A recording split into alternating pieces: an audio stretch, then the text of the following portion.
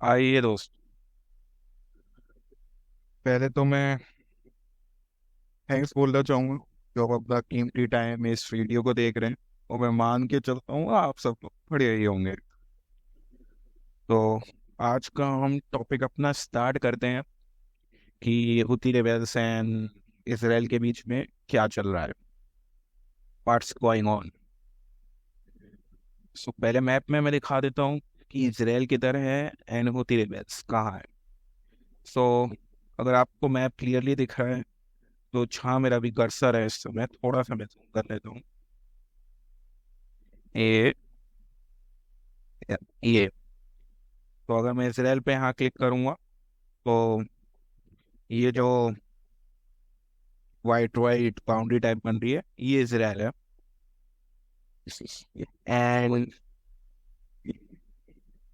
अगर हम यमन की तरफ जाएंगे तो यमन में एक रेबेल ग्रुप है जिसका नाम है हुती रेबेल्स, जो जिनका control north part of Yemen पे है, इस एरिया पे।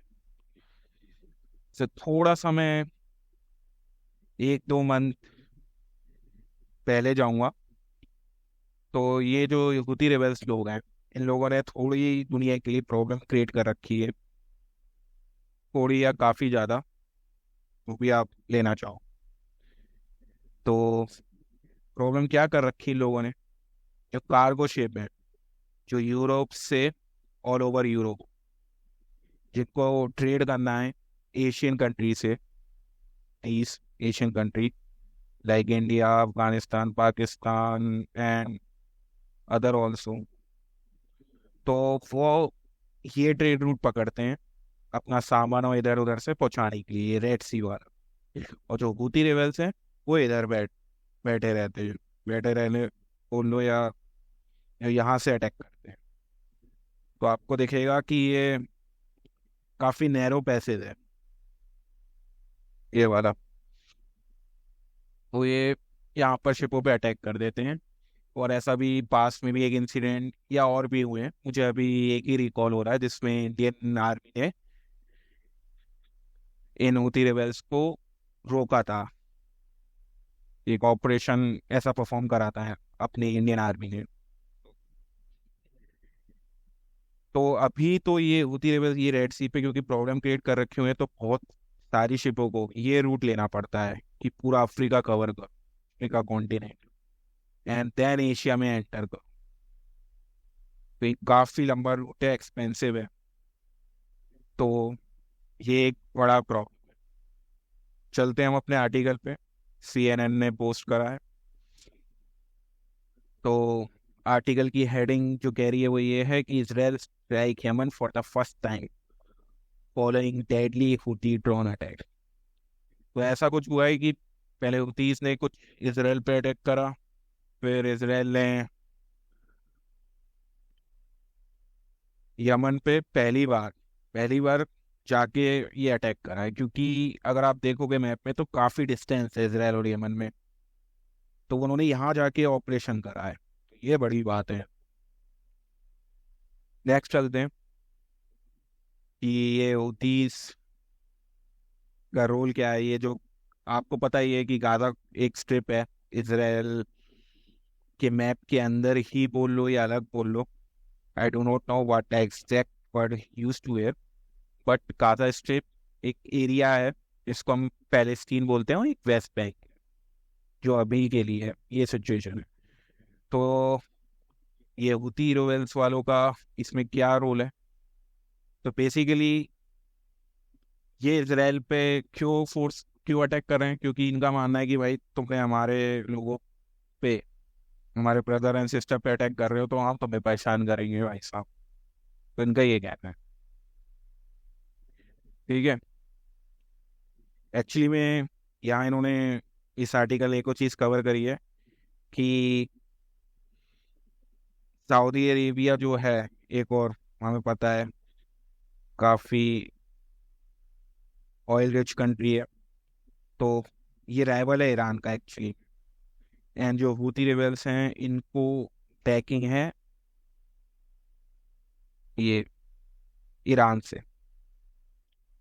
तो इन्होंने आपस में तो कुछ एग्रीमेंट साइन कर रखा है कि एक दूसरे पे ये थोड़ा देख के चलेंगे या देख के अटैक करेंगे या कुछ भी बोल लो। अब अभी क्या हुआ था कि ये इसराइल को क्यों करना पड़ा, इसकी क्या वजह थी? तो वह ये कि एक ड्रोन है जो अटैक जो लॉन्च हुआ तेल अवीव पर, जिसने एक इंसान को मारा और लोगों को इंजर्ड करा। तो ये काफी बड़ी बात है क्योंकि तेल अवीव काफी इंपॉर्टेंट सिटी है इसराइल की। एंड इनका ये ड्रोन इसराइल की कैपे जो हमें बोला चाहिए आयरन ड्रोन बोलो और इनके काफी सारे इंटरसेप्टिंग सिस्टम है, इन सबको क्या बोलना चाहिए, चकमा दे गया। तो ये काफी बड़ी चीज है। दूसरा ये लिखते हैं कि we will continue to strike these target in response to the enemy massacre and daily crime against our brother in Gaza strip. तो ये तो भाई साहब बोले कि हम तो भाई करते रहेंगे अटैक अगर आप करोगे तो। ये बोल रहे हैं our operation will only cease when the aggression stop and the siege on the Palestine people in Gaza strip is lifted. तो ये अग्रेशन रुकना चाहिए, इनका मानना ये है। ओके, अब जो इजरायली डिफेंस फोर्स है जिसका नाम आईडीएफ है, उसके स्पोक पर्सन है डैनियल हेगरी, जिन्होंने बोला कि ये जो ड्रोन है ये ईरानियन मेड है, जो कि सेवन थ्री मॉडल करके इसका नाम है, जो कि लॉन्च हुआ है यमन से। इसको अपग्रेड करा गया है और उसकी रेंज बढ़ाई गई है। ओके, अब फिर हमारे इसराइल ने कैसे रिस्पॉन्ड करा? इसराइल ने के जो एयरक्राफ्ट हैं उन्होंने हिट करा एक पोर्ट है जिसका नाम है Hodeidah. Hoping I am pronouncing correctly, if not then correct. तो ये अटैक है, ये फर्स्ट टाइम है कि इसराइल ने अटैक करा हो यमन। किल्ड इन्होंने करे 6 पीपल और काफी लोगों को इंजर्ड करा है। ओके, अगर हम थोड़ा और नीचे चलें तो इसराइली प्राइम मिनिस्टर है बेंजामिन नेतन्याहू, ये बोल रहे हैं कि ये जो पोर्ट जिस पे हमने अटैक करा है was used by Iran to bring arm into Yemen. Okay, इनका बोलना है कि ये जो पोर्ट है ये यूज हो रहा है ईरान के द्वारा, जो कि अपने आर्म्स पहुंचा रहा है यमन में। और ये तो ये भी बोल रहे हैं the port was attack is not an innocent port, it was used for military purpose, it was used as an entry point for deadly weapon supply to Houthis by Iran. ये इनका क्लेम है। तो भाई ये जो port है भाई ये तो काफी क्या बोलना चाहिए, ईरान इसको यूज कर रहा है कि जितने भी वेपन है और यमन में पोर्ट के थ्रू पहुंचा रहा है। तो काफी बड़ा झटका लगा इस हिसाब से यमन को, तो जो मेरी भी समझ में ही आ रहा है। ये एस्केलेशन कितना बिग है, तो ये भी लिखा है it is not an Houthi DNA to de-escalate with Israel. तो हूती इसके तो डीएनए में नहीं है। अब देखते हैं इस पे क्या निकलेगा आगे नतीजा की क्या होगा। पर ये जो धीमे धीमे वॉर है, आपको ये तो पता ही है पैलेस्टीन और इसराइल में चल रहा है, जिसमें नाम आता है हमास का, वो मेनली अटैक कर रहे हैं। हिजबुल्ला एक और है जो कि लेबनान में है, वो भी को एक तरीके से थोड़े थोड़े इन्वॉल्वमेंट उनकी बढ़ती जा रही है हिजबुल्ला वालों की, जो कि लेबनान में। एंड तीसरा अब ये हूतीज आ गए जो कि यमन में है। तो पिक्चर बड़ी बन रही है फाइटिंग। बाकी मैं कहना चाहूंगा या अपनी इस बात को मैं खत्म करना चाहूंगा कि अपनी पीपीटी है, don't laugh at it, I know it is design very cheap, but the quote which I pasted here is who wish to fight must first count up. Actually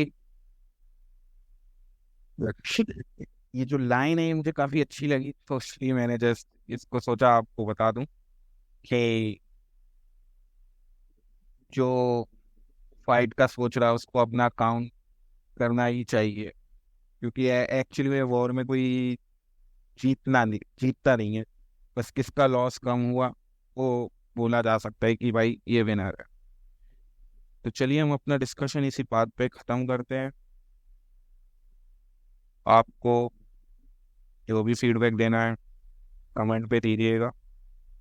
धीरे धीरे मैं और इम्प्रूव करूंगा और थोड़ा थोड़ा बजट भी बढ़ाने की कोशिश करूँ। तो शुक्रिया, धन्यवाद, थैंक यू। फिर मिलते हैं इसी दूसरे, तीसरे, चौथे टॉपिक। तो आज के लिए बाय बाय।